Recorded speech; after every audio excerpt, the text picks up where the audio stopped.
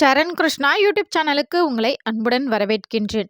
இன்று சனி மகா பிரதோஷம். இந்த நாள்ல சிவன் கோவிலுக்கு இந்த எளிய 2 பொருட்களை நீங்க வாங்கி கொடுப்பதன் மூலம் உங்கள் வேண்டுதல் விரைவில் நிறைவேறும். அது மட்டும் இல்ல, நூற்றுக்கணக்கான மகா பூஜைகள் செய்த பலனும் உங்களுக்கு கிடைக்கும். அப்பேற்பட்ட முதல் பொருள் என்ன அப்படின்னு பார்த்தீங்கன்னா, திரவிய பொடி. அதாவது நாட்டு மருந்து கடைகள்ல கேட்டீங்கன்னா, அபிஷேகத்திற்காகவே வைத்திருக்கக்கூடிய ஒரு பொடிகள் தான் இந்த திரவிய பொடி.